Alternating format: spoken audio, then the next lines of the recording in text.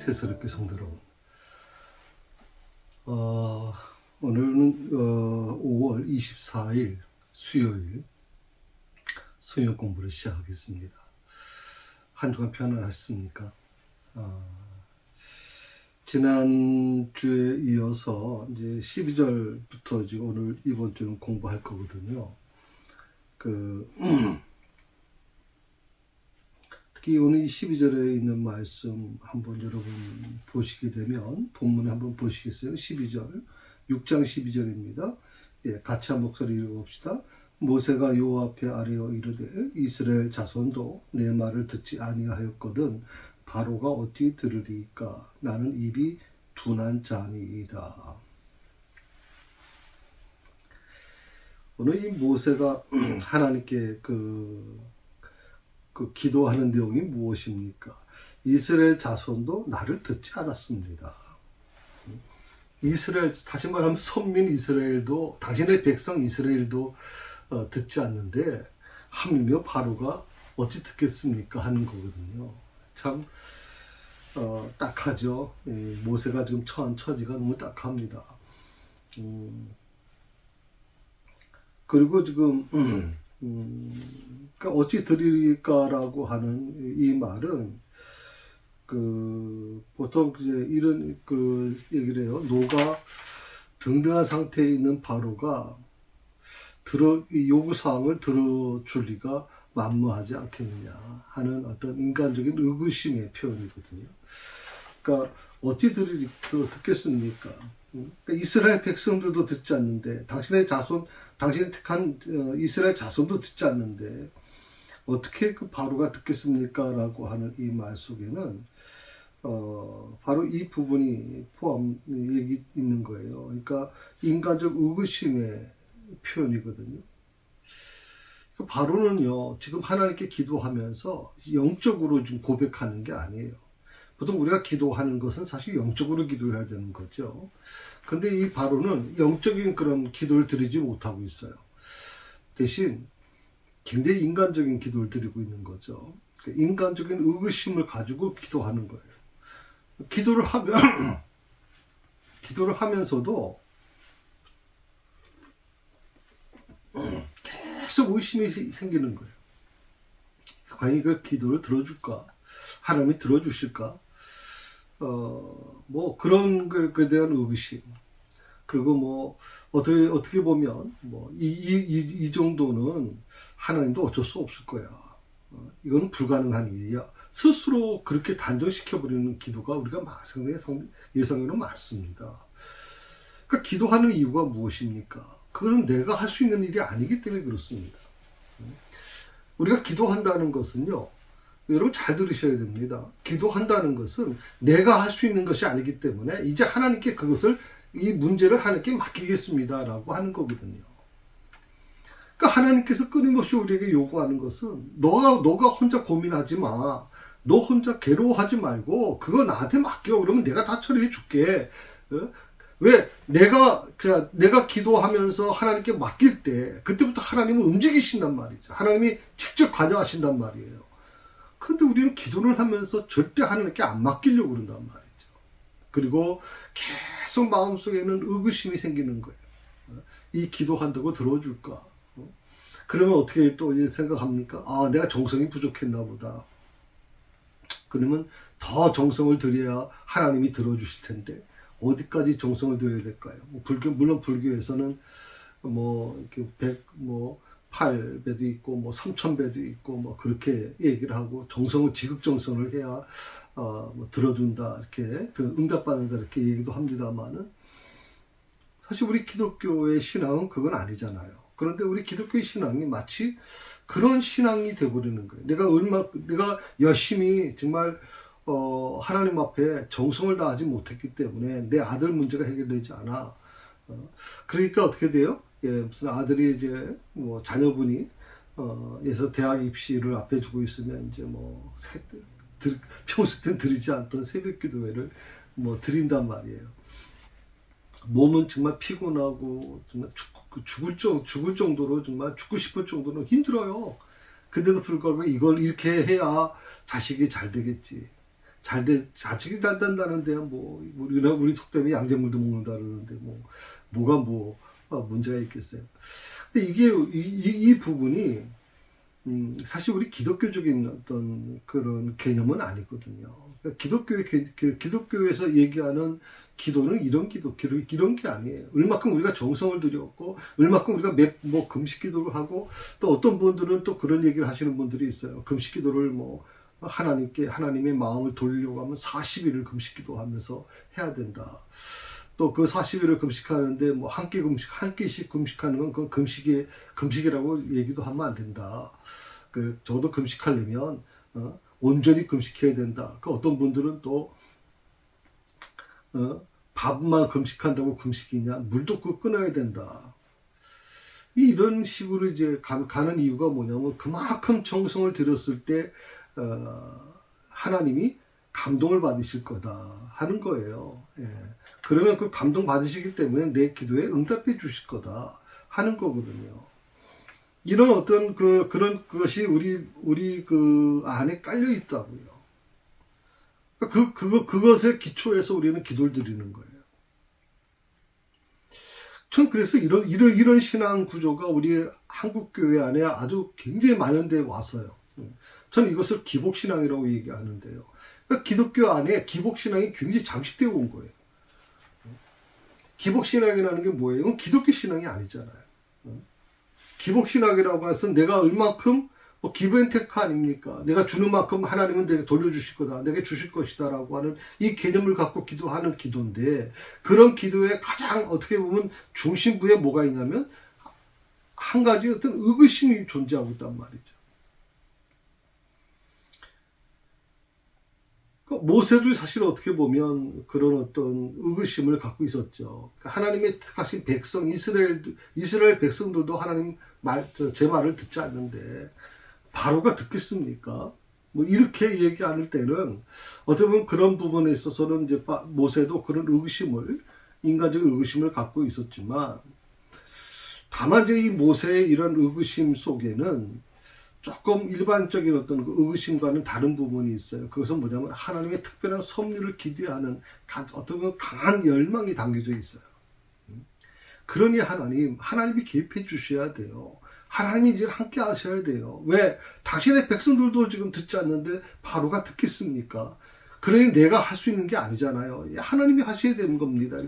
이런 어떤 강한 열망이 지금 이 모세의 의구심 속에 들어 있다고 볼 수가 있습니다. 특히 모세가 지금 고백한 속에서 본인을 어떻게 얘기하냐면, 나는 입이 둔한 자입니다. 입이 둔하다는 표현을 써요. 이게 이제 문자적으로 뭐라고 이제 표현을 하냐면, 그런 어떤 표현이 있어요. 원어에서는 아랄세파사임이라고 하는 말을 썼는데, 이제 할례받지 못한 입술을 가졌다는 어떤 뜻이 있어요. 입이 둔하다라고 하는 것은 할례받지 못한 입술을 가졌다. 히브리어 원어에 보게 되면 그런 뜻이에요. 할례받지 못한 자의 입술을 가졌다.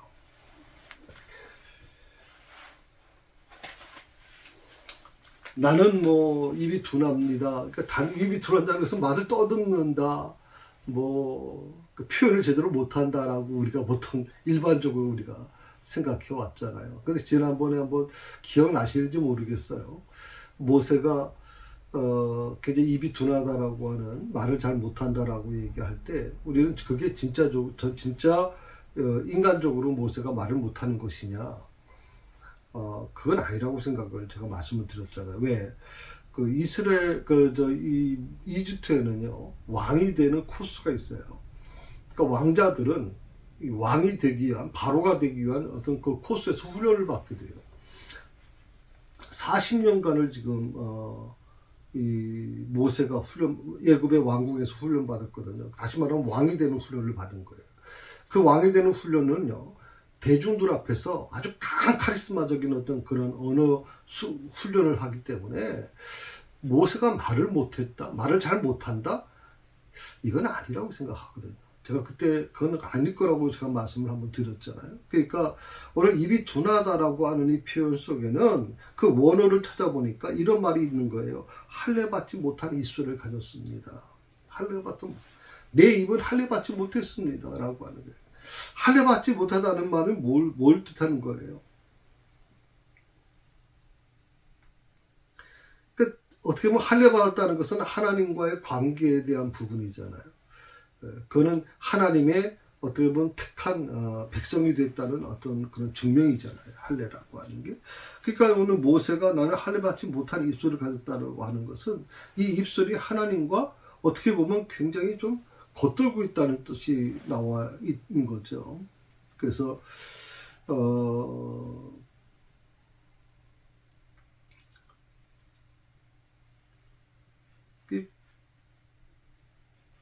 어떻게 보면 이제 그런 부분에 있어서 이제 모세가 여러 가지 그런 어려움이 아마 있었을 거라고 생각이 듭니다.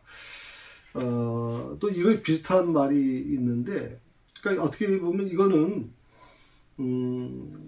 그 인간적인 어떤 실수를 저지를 우려가 있는 미천한 입술, 그런 표현을 또 어디서 어떤 책을 보니까 썼더라고요. 그러니까 인간적인 실수를 저지를 우려가 있는 미천한 입술이다. 또 혹은 두 번째로 맡은 바 사명을 수행하지 못하는 무능한 입술이다라고 하는 의미도 있대요. 무능한 입술. 그러니까 내 입은 무능한 입술입니다. 제가 하나님께 말씀을 드렸잖아요. 제가 입이 둔하다고요. 내 입이 둔하다는 것은 말을 못한다는 게 아니라 어떻게 보면 할례받지 못한 입술이라고 하는 고백이잖아요. 이거는 어떻게 보면 모세가 굉장한 자기 자신을 자책하는 거예요. 모세는 할례를 받았잖아요. 그런데 할례 받지 못했다라고 하는 게 뭘 의미해요? 그건 어떻게 보면 굉장히 자기 자신이 난 이런 하나님의 일을 감당할 만한 사람이 못 됩니다라고 하는 것을 계속 지금 고백하고 있는 거거든요. 나는 무능한 입술을 가졌어요. 나는 미천한 입술을 가졌어요. 지금 이거와 비슷한 표현이 있는데 그게 뭐냐면 이제 에레미야서 6장 10절에 보게 되면 할례받지 못한 귀라고 하랬어요. 할례받지 못한 귀. 그 에레미야서 6장 10절에 이런 말이 이렇게 고백했어요. 그 귀가 할례받지 못함으로 듣지 못하는 도다. 할례받지 못함으로 듣지 못하는. 이거는 그 에레미야서에도 그렇게 쓰는 거 보니까 이 할례받지 못한다라고 하는 게 이스라엘 사람들의 어떤 그런 습관적인 어떤 고백인 것 같아요. 할례받지 못했다. 그건 어떻게 보면 자기 자신의 처지가 굉장히 지금 영적으로 심각한 상태라는 것을 고백하는 거거든요. 어떻게 보면 겸손한 표현일 수도 있고 어떻게 보면 자기 신앙 상태를 그냥 고백하는 부분일 수도 있습니다.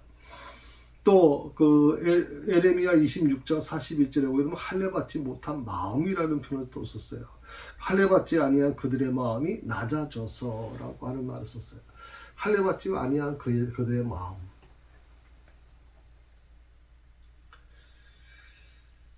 그러니까 이 고백은요, 입이 둔하다라고 하는 것이 이제 할례받지 못한 입술이라고 하는 말씀을 드리면서 이제 할례받지 못한 입술이라는 게 미천한 입술이다, 뭐 무능한 입술이다라고 얘기했고 이거와 비슷한 것이 에레미야서에 두 가지가 나온다 그랬어요. 6장에 한 번 나오고 26장에 한 번 나오는데 이제 6장에 나오는 것은 할례받지 못한 귀다.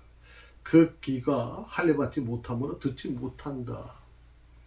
또 에레미야서 그 26장에 보게 되면 할례받지 못한 마음이다. 라고 하는 표현을 좀 썼단 말이죠. 그래서 이러한 모세의 고백은요, 단순히 겸손의 의미로만 이해하기는 좀 어려워요. 겸손의 차원을 좀 넘어서 어떻게 보면 이 부분은 모세의 아주 심각한 그 속의 깊은 곳에서부터 나오는 탄식이라고 저는 생각을 했어요. 그러니까 동족 이스라엘도 설복시키지 못하는 이 무능한 자가 어떻게 바로 앞에 서겠습니까? 라고 하는 정말 모세는 하나님 앞에 참 울부짖는 거예요. 정말 탄식하는 겁니다. 모세라고 왜 그 이스라엘 백성들을 구원하고 싶지 않겠어요. 40년 전에 한 번 실패했던 이 경험을 갖고 있는 모세가 이제는 이루어질 거라고 확신을 갖고 왔는데 또다시 지금 두 번째 실패하는 이 과정에서 굉장히 모세의 마음은 지금 힘들어요. 근데 그 과정에서 이 모세가 굉장히 깊은 탄식을 하게 되는 거예요. 그리고 깊은 좌절감을 지금 표출하고 있는 겁니다. 모세가 바로 이 순간 자신이 얼마나 하잘것없는 존재인가를 아마 처절하게 통감했을 거라고 그렇게 볼 수 있어요.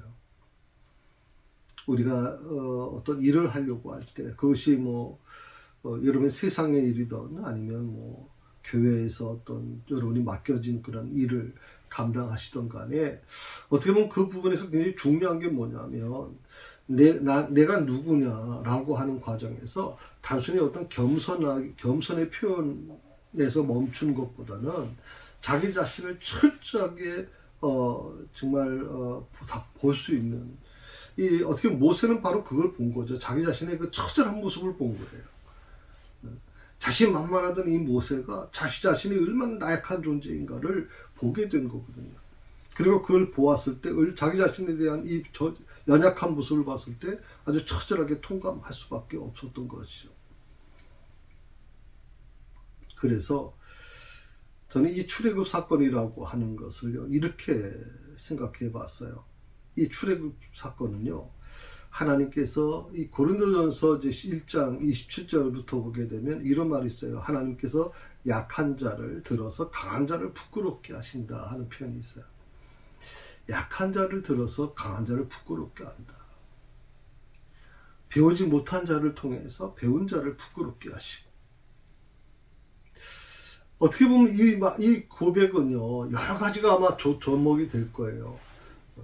건강적으로 약한 체질을 갖고 있는 분들에게 바로 그런 분들이 굉장히 힘들어 하잖아요, 사실은. 그런 육신적인 연약함으로 인해서 많이들 힘들어 하는데, 하나님께서 바로 그런 연약한 몸을 갖고 있는 사람들에게 그 연약한 몸을 통해서 건강하다고 하는, 아주 강하고 건강하다고 생각하는 사람들을 하나님이 부끄럽게 할 수 있다라고 우리가 쉽게 말하면 이제 고백할 수 있어요. 그것은 이런 그 고백은요, 하나님의 어떤 단독 사역이라고 그렇게 그 표현을 어느 성서학자가 그렇게 표현했더라고. 하나님의 단독 사역이다. 그러니까 이 출애굽 사건은 사실은 모세가 아론이 움직였지만, 그러나 이 출애굽 사건은 결과적으로 보면 하나님의 단독 사역이다 하는 것을 말씀하고 있어요. 어떻게 보면 모세는 굉장히 약한 그 이스라엘 백성들을 보았죠. 하나님의 선민이라고, 하나님의 선택한 민족이라고 그러는데, 그들의 모습 속에서 모세가 얼마나 참 그 연약한 모습을 봤습니까? 굉장히 어떤 부족한 모습을 봤잖아요.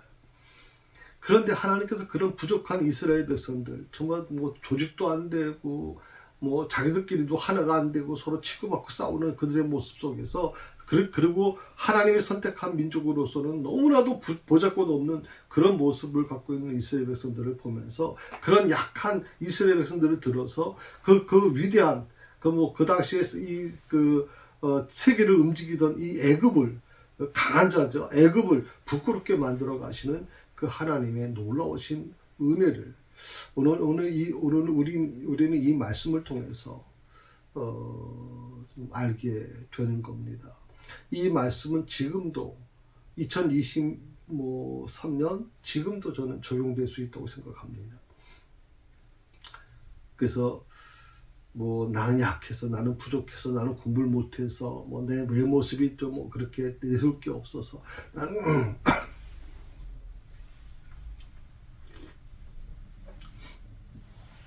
학벌도 별로 안 좋고, 나는 좀 경제적인 여건도 그렇게 좋지 않고, 이런 여러 가지를 생각하면서 나의 약한 모습에 대해서 계속 되씹는 것이, 그러다 보면 어떤 문제가 생기냐면요, 그게 단순히 겸손의 어떤 차원을 뛰어넘는 거예요. 겸손의 차원을 뛰어넘는 거죠. 그리고 한없이 하나님 앞에서 그냥 탄식하며 통곡하던 이제 모세처럼 그런 모습이 될 수밖에 없는 거예요.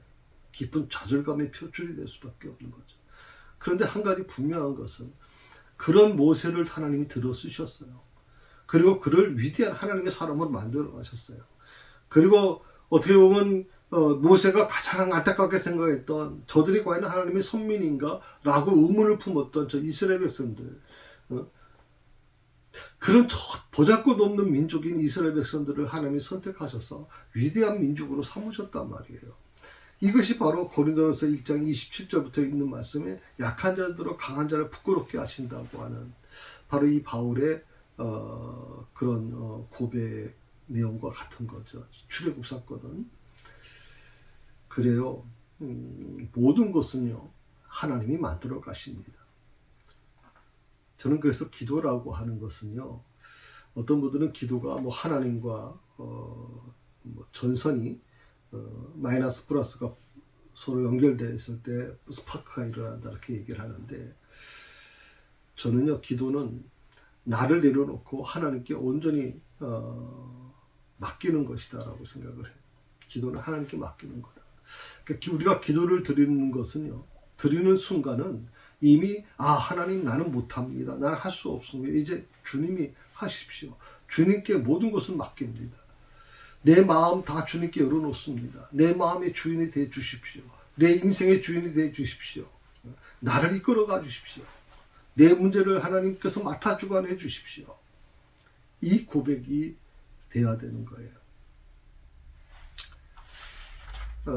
조금 12절을 말씀을 조금 좀 보충 설명한다면, 사실 어떻게 보면 모세가 좀 큰 용기를 가지지는 못했죠. 그래서 여기서 중요한 것은 뭐냐면 과정인데요. 하나님께서는 모세와 아론에게 말씀하셨죠. 그리고 그 말씀을 들은 그들이 이스라엘 자손들과 애굽 왕 바로에게 명을 전하게 하셨습니다. 또 그들을 세 번째로 애굽 땅에서 인도하여 내게 하셨단 말이죠. 바로 이것이 어떻게 보면 과정인데요. 이 과정은 굉장히 어려웠습니다. 그러니까 하나님의 뜻하신 바는 결국 이루어졌는데 결과적으로는 이루어졌잖아요. 그리고 가나안 땅을 결국에는 이스라엘 백성들이 정복해 나가잖아요. 그런데 그 과정은 굉장히 어려웠단 말이죠. 모세와 아론도 그렇고 이스라엘 백성도 그렇고 불과 뭐 한 일주일이면 갈 수 있는 길을 40년을 거기서 100몇 명이 도는 그런 광야에서, 그래서 그들이 얘기한 게 뭡니까? 우리를 이 광야에서 죽게 만들려고 했느냐? 모세와 아론에게 원망했던 게 바로 그거 아닙니까? 우리를 이 광야에서 죽을 데가 없어서, 매장할 데가 없어서 광야에서 죽이려고 하느냐라고까지 그렇게 얘기했잖아요.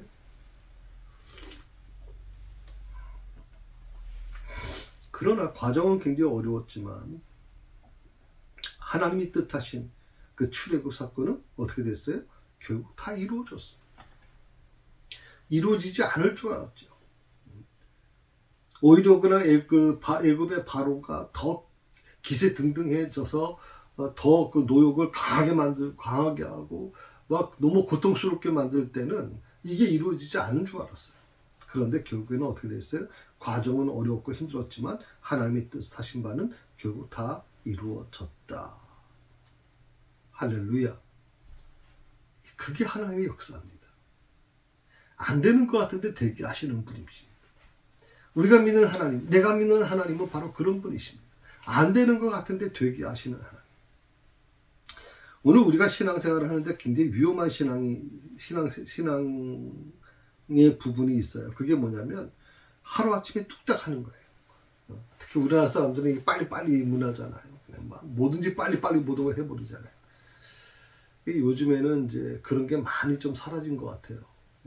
그래서 보통 뭐 카페도 가서 이제 커피숍에도 이렇게 앉아 있다 보면 물론 열심히 일하는 분도 있지만 가만히 앉아서 커피 한 잔 마시면서 뭐 귀에 리시버를 꽂은 거 보니까 이제 음악도 듣고 많이 여유를 갖고 살아가는 것 같아요. 근데 우리나라의 그 기본적인 그런 어떤 성격 속에는요 빨리빨리 문화가 있어요. 그러니까 어떻게 보면 우리는 과정보다는 결과에 집착해요.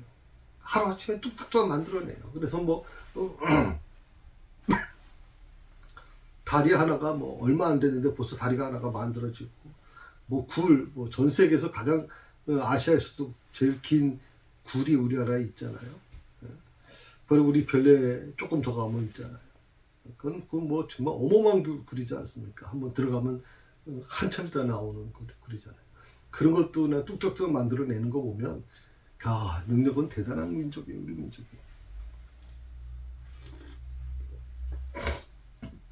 근데 그러다 보니까 과정을 좀 생략하는 경우가 많이 있는 거예요. 그러니까 과정이 어렵다고 생각을 하면 우리는 하나님이 응답하지 않는다라고 그렇게 단정해 버려요. 과정이 어려우면. 과정은 어려울 수 있어요, 여러분. 과정이 쉽다라고 생각하시면 안 돼요. 과정은 어려울 수 있어요.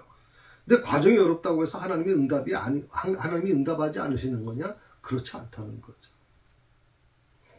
내 계획이 틀어졌어요. 내가 열심히 그냥 지금 계획을 세우고, 요즘에 뭐 젊은 분들은 뭐 30년, 40년 후를 내다보고 뭐 계획을 세우신다고 얘기 들었어요. 뭐 계획을 세우는 것이 뭐 나쁜 건 아니죠. 좋은 부분입니다. 그런데 계획이 틀어지는 경우가 있잖아요. 계획을 세웠다고 다 이루어지는 건 아니잖아요. 그러면 계획이 틀어졌다고 해서 그러면 하나님이 응답하지 않으시는 거냐?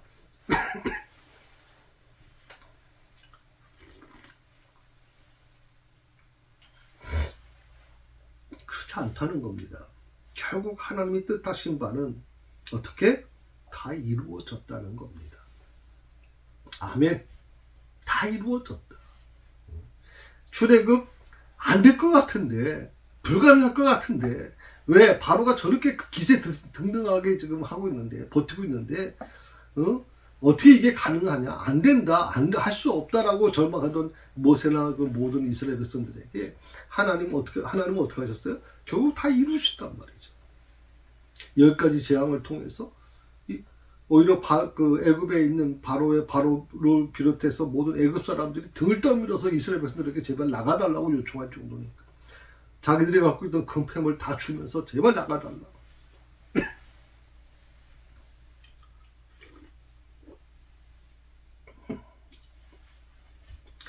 이 과정을 무시하면 안 돼요. 그래서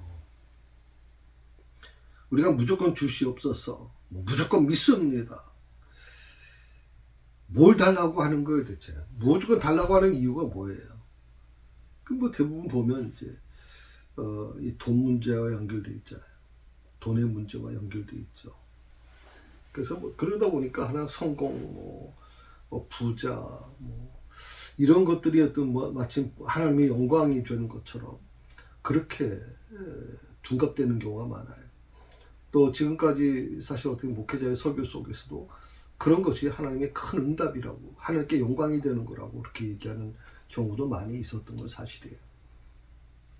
그런데요, 성경을 여러분 가만히 보게 되면 잠언서 30장에 이런 말씀이 있어요.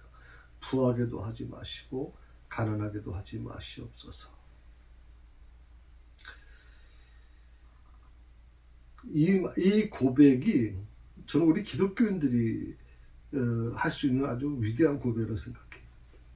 잠언서 30장에 있는 말씀, 부하게도 하지 마시고 가난하게도 하지 마시옵소서. 거기 그 첨부된 내용이 뭡니까? 내가 부자가 되면 혹시 하나님을 모른다 할까봐, 교만해질까봐, 그게 두려운 거고, 너무 가난하면 하나님의 영광이 가려질까봐 그게 두려운 거죠. 너무 가난하면. 그러니 부하게도 하지 마시고 가난하게도 하지 마시옵소서 하는 이 고백이 우리에게 마음을 막 흔들어 놓습니다.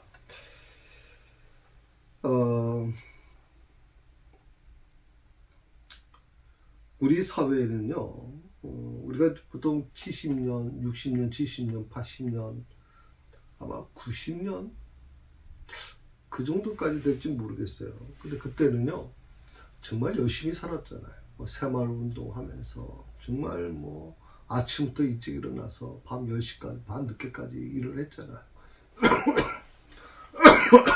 죄송합니다.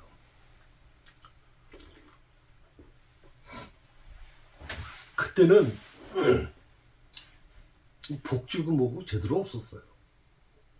그냥 일만 주어지면 일할 수 있다는 것만 해도 행복했고, 그것 자체가 너무나도 소중하다고 생각을 한 거죠.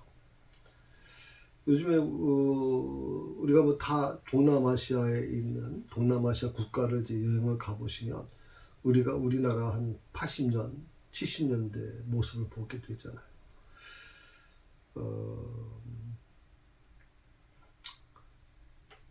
어떻게 보면 그런 부분들이 우리에게 굉장히 좀 중요한 부분이 아니냐. 요즘에 와서는 뭐 모든 것이 다 풍요로워졌죠. 뭐 식사 한번 하려고 해도 보통 뭐 13,000원, 뭐 15,000원을 줘야 이제는 웬만한 식사는 할 수 있잖아요. 좀 고급 식사는 뭐 2만 원, 3만 원이 넘어가야 되는데, 우리는 그것에 대해서 전혀 느낌이 없어요, 지금. 우리 사회가요, 굉장히 아주 고급화되어 있어요. 이런 부분들이 그러다 보니까 어떤 현상이 되냐면 우리 사회가 점점점 일확천금을 기대하는 사회가 되고 있어요. 그 로또가 엄청 팔리잖아요. 어떤 뭐 1등에 나온 로또 판매죠. 또 이렇게 1등이 자주 나오는 판매자 같은 경우에는 줄을 서서 막 로또를 사려고 난리고 복권을 사려고 그러거든요. 아파트 이러면 아시잖아요. 한 사람이 500채, 1000채를 갖고 있다고. 이거 도대체 비정상적인 사회죠. 정상적인 사회가 어떻게 그럴 수가 있겠습니까? 거기에 우리가 수많은 젊은이들이 거기에 뭐 희생당해가지고 전세금 다 떼게 생겼고, 지금 뭐 굉장히 상상 못하는 일들이 일어나잖아요.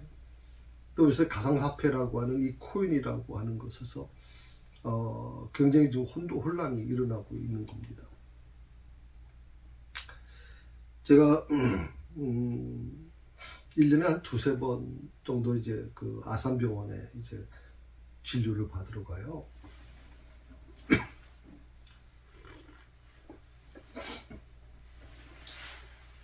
그 진료를 받으면 한 두세 과를 보기 때문에 텀이 한 3시간 정도 이제 그 텀이 있어요.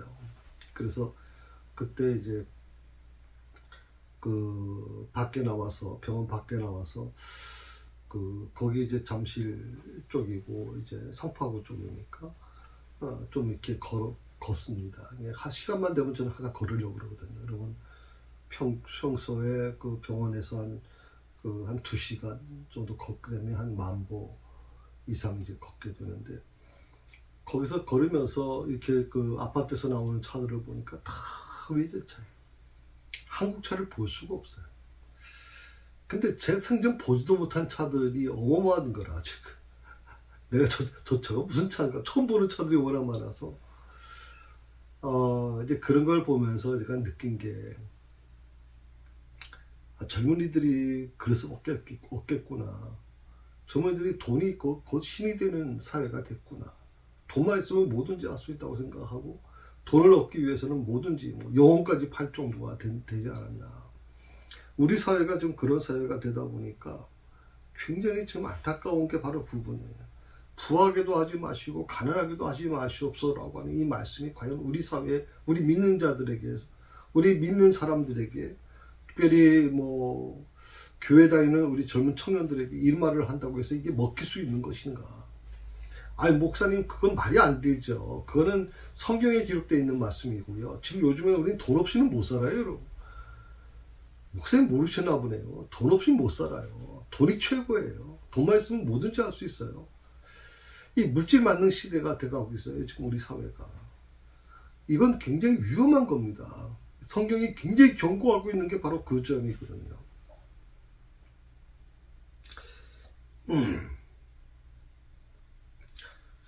그래서 저는 굉장히 부끄러운 신앙으로 전락할까봐 두려운 거예요. 부끄러운 신앙으로 전락할까. 제가 한 10년이 넘은 것 같아요. 우리 그 재정부에서 또 결산을 하고 또 새로 이제 저희 뭐 예산을 특별히 하진 않습니다만 장인의 기본을 해서 지금 하니까, 그럴 때마다 재정부에서 제 페이에 대해서는 지금까지 개척한 이후부터 손을 안 대요. 그 담임 목사 그 사례라는 공란으로 돼 있어서 제가 거기다 제가 씁니다. 어떤 분들은 그런 얘기를 합니다. 목사님, 아니 좀 정당하게 받으셔야죠. 왜 그렇게 적게 받으십니까? 그래서 이 물질이라고 하는 게 그래요. 저는 대신에 목회에 필요한 것들은 우리 교회에서 해준다고요. 그러니까 저는 뭐 괜찮아요. 우리 가족이 뭐 기본적으로 먹고 사는 문제에 대한 부분이니까 그 정도는 우리가 조금 아끼면 된다고 생각을 하고 있고, 전에는 뭐 실로암에서 이제 음식을 재료 같은 걸 조금 싸주고 싶고 그래서 사실 뭐 들어갈 이유가 별로 없었죠. 그런데 그것까지도 혹시라도 이 실로암이 문제가 누가 될까봐 그것도 하지 말라고 얘기해서 이제는 그렇게도 안 하고 있거든요.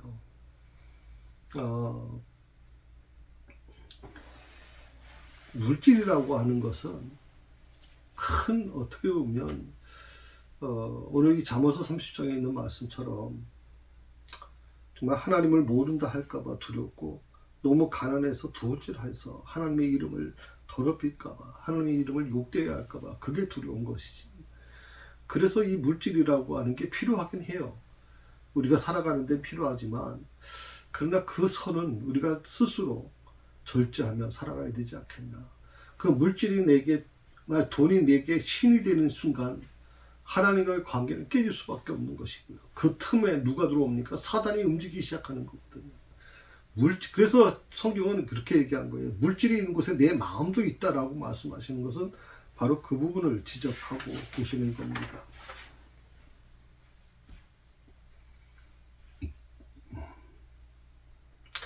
예, 13절 말씀을 한번 보실까요? 13절에 보시면 같이 있습니다. 여호와께서 모세와 아론에게 말씀하사 그들로 이스라엘 자손과 애굽 왕 바로에게 명령을 전하고 이스라엘 자손을 애굽 땅에서 인도하여 내게 하시니라. 아멘. 오늘 이 13절에 있는 말씀은요, 지금까지 전개된 이 사건의 요약인 동시에, 그러니까 지금까지 전개된 사건들을 요약한 겁니다.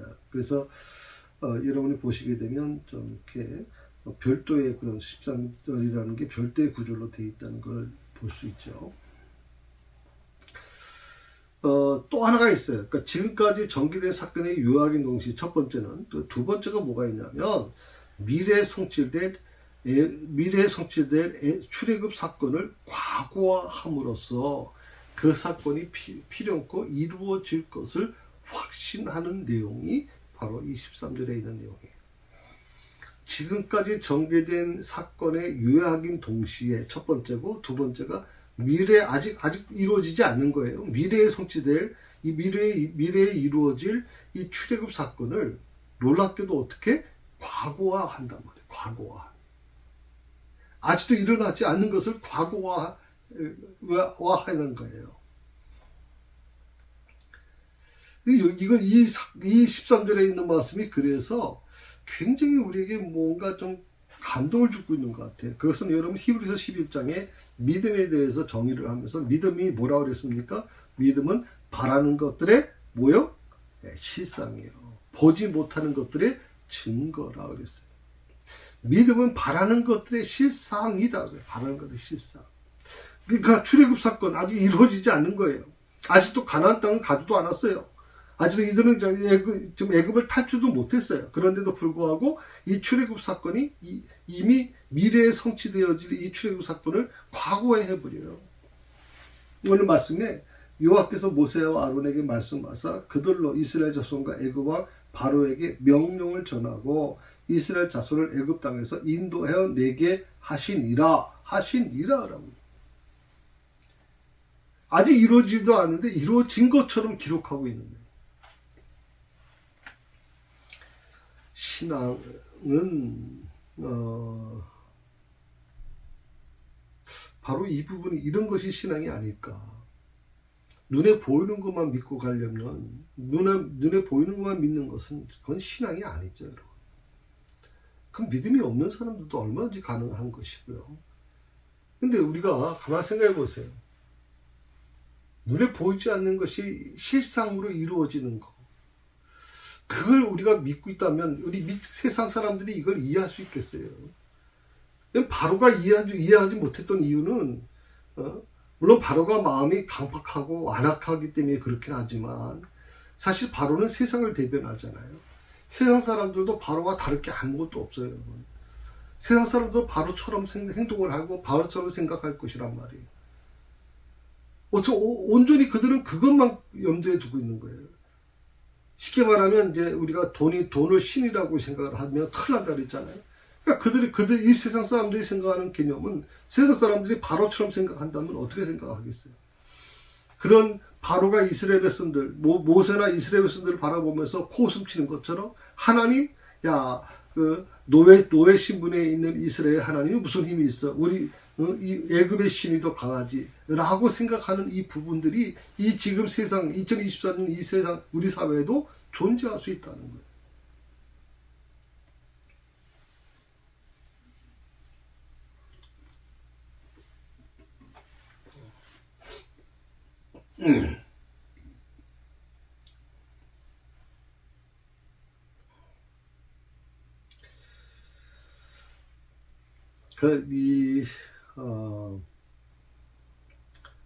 그 3장에서 이제 13절은 13장에서 5장에 나타난 이 출애굽과 관련 내용을 요약하고 있는 거라고 말씀을 드릴 수 있는데 3장에서 5장은 과거잖아요. 과거에 나타난 출애굽과 관련 내용이거든요. 그것은 뭐냐면 딱 한 가지입니다. 하나님께서 모세와 아론을 통해서 이스라엘 백성들을 애굽에서 구원해 내실 것에 관한 내용이에요. 이 내용이 반복되는 것은 뭐 때문에 하느냐? 출애굽의 주체가 누가 되느냐? 출애굽의 주체가 누구냐라고 하는 것을 밝히려고 하는 거예요. 출애굽의 주체가 누구냐? 바로 하나님이시다라는 거예요. 모세도 아니고 아론도 아니다. 바로 하나님이시다. 바로 이 출애굽의 주체가 하나님이시라면 바로가 저렇게 악랄하게 막 이스라엘 백성들을 탄압하고 힘들게 해도 저게 무슨 마치 무소부재처럼 이렇게 움직인다 해도 하나님 입장에서는 바로가 웃을 수밖에 없잖아요. 그러니 어떻게 보면 10번째 재앙만 가지고도 한 번의 재앙으로 장자의 죽음이죠. 요 하나만 가지고도 이 바로를 꺾을 수 있었어요. 그리고 애굽의 모든 사람들을 아주 통곡의 바다로 만들어 버릴 수 있었어요. 근데 하나님은 그렇게 안 하세요. 놀라운 것은 하나님은 10가지를 모두 그냥 잃어버리신다. 10가지 재앙을 단계별로 계속해 나가세요. 한번 생각해 보세요. 애굽 사람들이 얼마나 고통받았을까 한번 생각해 보십시오. 왜 이스라엘 백성들에게 제발 나가달라고 자기 집에 있는 급해물을 다 주면서까지 먹을 거 쏴주면서까지 제발 나가달라고 했던 이유가 뭐예요? 10가지 재앙을 겪으면서 그들은 아주 충격에 빠진 거예요. 그들이 믿는 신, 애굽인이라고 하는 이 자부심 다 무너져 버린 거예요. 다 무너져 버렸죠. 자기들이 노예로 부렸던 이스라엘이라고 하는 이스라엘 민족의 신이 저렇게 강한지 처음 한 거예요.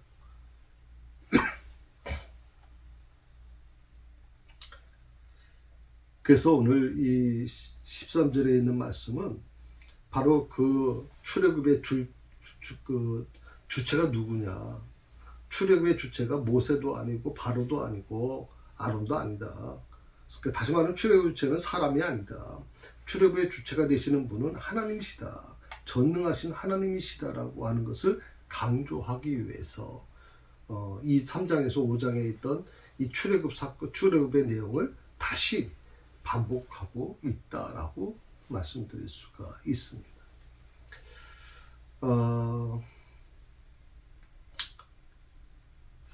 참, 이 내용을 보게 되면 굉장히 좀 귀한 것 같아요. 그래서, 기도라고 하는 것이 바로 그게 아닐까. 우리가 기도를 드리는 것이 아직 이루어지지 않는 거잖아요. 아직 이루어지지 않는 부분에 대해서 이루어진 것이라고 확신하고 그 믿음을 가지고 가는 거 아닐까요? 기도를 하면서도 의심을 가지고 의구심을 품으면서 하는 기도라면 그건 기도가 아니잖아요. 그래서 우리는 바로 그런 부분에 있어서 기도를 바로 세워가야 되겠다. 그러니까 출애굽 사건을 과거함으로써 그 사건이 필연적으로 이루어질 것이라고 하는 확신이 이루어질 거라는 거. 그러니까 다시 말하면 믿음이 바라는 것들의 실상인 것과 같은 거예요. 오늘 히브리서 저자가 기가 막히게 표현한 겁니다. 믿음이라는 게 바라는 것들의 실상이고 보이지 않는 것들의 증거라고 하는 이 표현은 저는 굉장히 중요한 표현이라고 생각이 들거든요.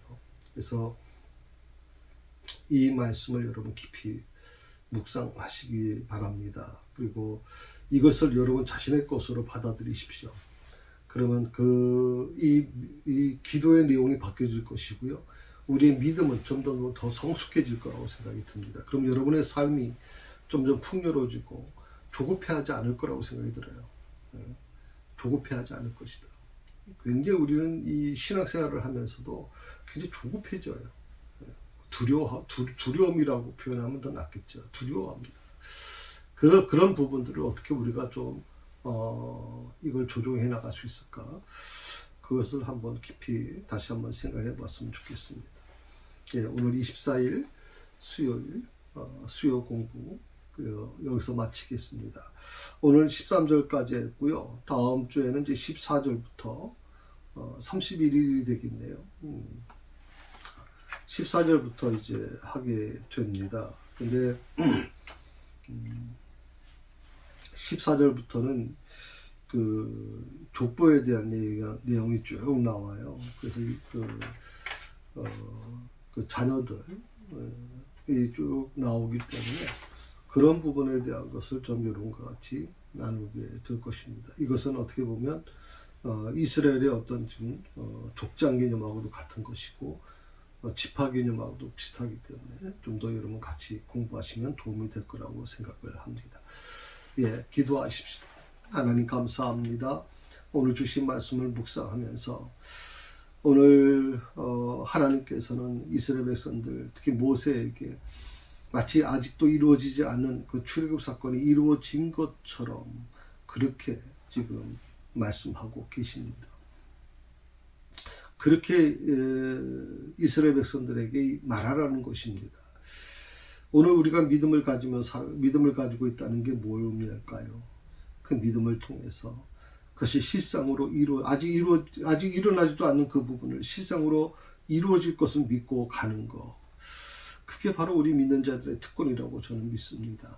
이 히브리서 11장에 있는 이 믿음에 대한 부분을 다시 한번 내 것으로 다시 받아들이게 하시고 하나님의 나라를 세워가는데 큰 역사가 일어날 수 있도록 하나님 도와주옵소서. 감사합니다. 예수님의 이름으로 기도드립니다.